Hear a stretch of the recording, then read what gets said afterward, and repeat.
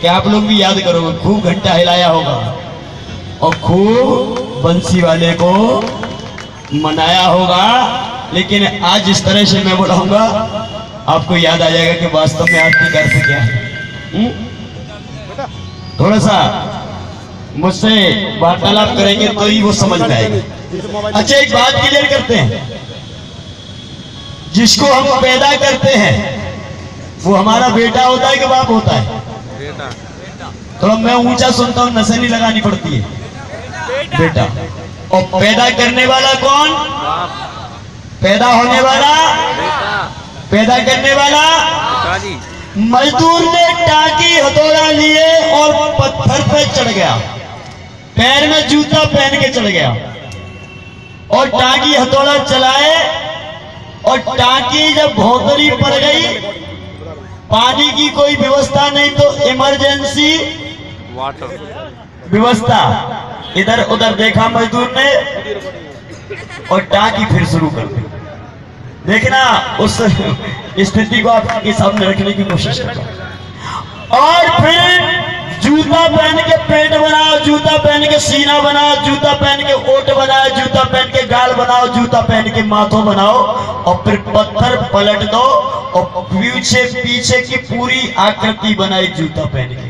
अब मैं ये नहीं कहूंगा कि मूर्ति कौन सी बनी, लेकिन बनी मूर्ति, मूर्ति बन गई। अब बाप कौन? बनाने वाला। बाप कौन? बनाने वाला। और बेटा कौन? मूर्ति। मूर्ति चाहे कोई भी है, नाम लेने से कोई मतलब भी नहीं है, इनडायरेक्ट इशारा समझिए। अब ये मूर्ति पड़ गई काऊ चुटिया वाले के हाथ, मतलब एंटीना वाले के हाथ, और उसने लीप पोत के लाल पीली हरी करके चमकनी करके और एक मंदिर के अंदर रख दी। अब यही बाप जिसने जूता पहन के बेटा को पैदा किया, वही बाप पहुंचता है जूता उतार के, नहा धो करके, नए कपड़े पहन के, सेंट टेंट लगा के, मांग निकाल के और सादगी में पहुंचता है। हाथ में थाली ले लेता है, घी का दीपक जलाता है, देसी घी के पेड़े रखता है और 500 का, अब नहीं चल रहा, 100 का नोट रखता है। ठीक। और यही बाप बेटा के सामने पहुंच गया। अब भाई कहानी यहां से शुरू होती है आरती की। अब देखना, एक बाप बेटा के सामने जाकर कहता है, क्या कहता है? आप मेरे से जुड़े रहेंगे तो बात समझ में आएगी, और अगर संपर्क टूट गया तो फिर बात समझ में नहीं आएगी। इसलिए जुड़े रहना बहुत आवश्यक है। किसी की बात सुनो तो जुड़े रहो। हाँ भाई, बाप को पहुंच गया, कहां पहुंच गया? बेटा के सामने। अब आरती शुरू हो गई। बाप कह रहा है, किससे कह रहा है? क्या कह रहा है? जय जगदीश हरे। कौन कह रहा है? किससे कह रहा है? और कह रहा है स्वामी। बाप बेटा तो स्वामी।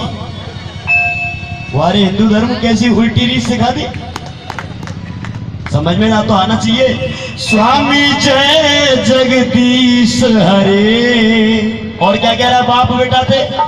कि भक्त जनों के, मतलब बाप बेटा का भक्त, भक्त जनों के संकट क्षण में दूर करे, स्वामी जय जगदीश हरे। लेकिन इतनी बात खत्म नहीं हो जाती।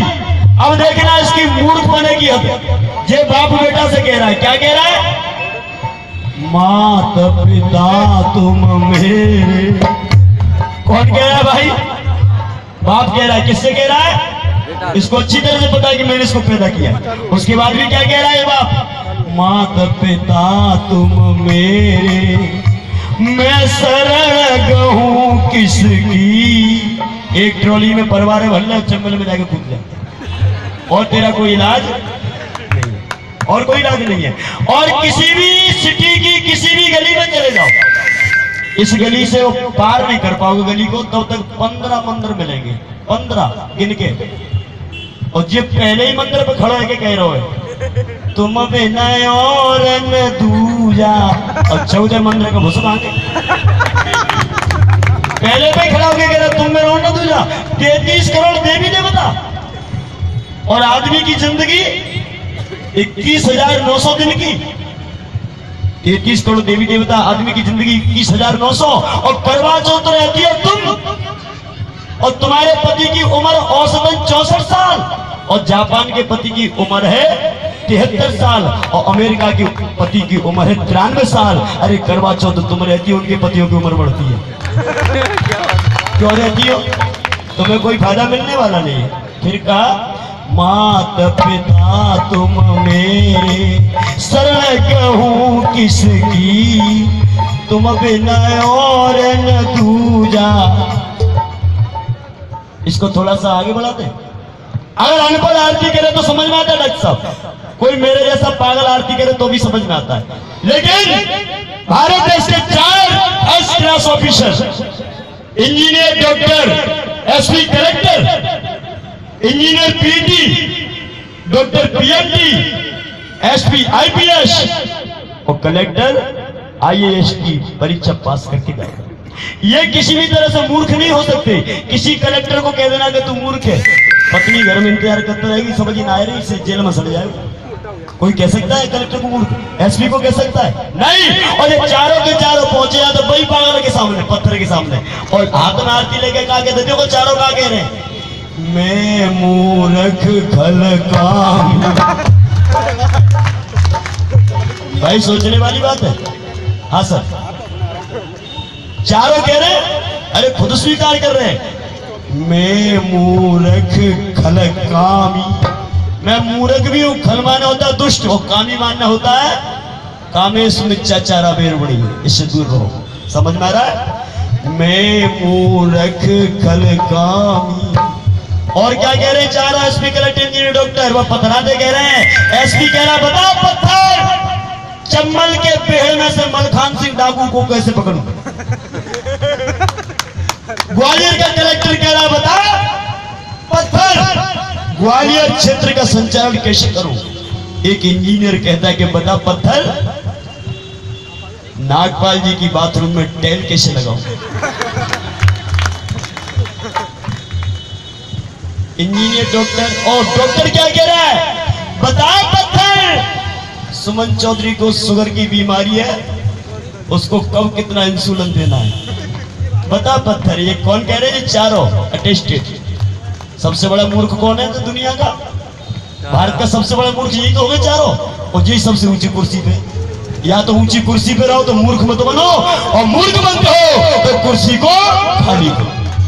मूर्खों के लिए बड़ी कुर्सी कोई मतलब की नहीं है, क्योंकि बड़ी कुर्सी बाबा साहब ने पढ़े लिखे लोगों के लिए दी है, मूर्खों के लिए कोई जगह नहीं है। और तुम पगड़ी हो, माफ करना, मैं तो इसलिए बोलता हूं कि अपनी बहन बेटी समझता हूं, इसलिए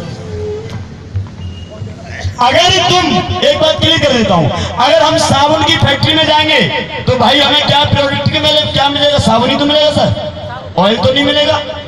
यदि हम हीटर की फैक्ट्री में जाएंगे तो फ्रीज नहीं मिलेगा, हीटर ही मिलेगा। और तुम भगवान भोलेनाथ में लोटा ढारती हो, पति चाहती हो कोट पैंट वाला, और भोलेनाथ की फैक्ट्री गाय की है।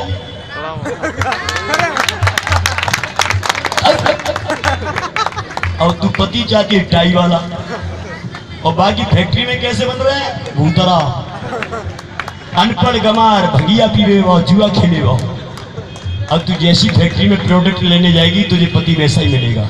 अगर तुझे कोट पैंट वाला चाहिए तो बाबा साहब की अनुयायी बन जा, माता पिता की सेवा कर, कोट पैंट वाला मिलेगा। नहीं तो तुझे मेड़ की छचू तैया लटकाए वाला ही मिलेगा, तेरा कल्याण होने वाला नहीं है।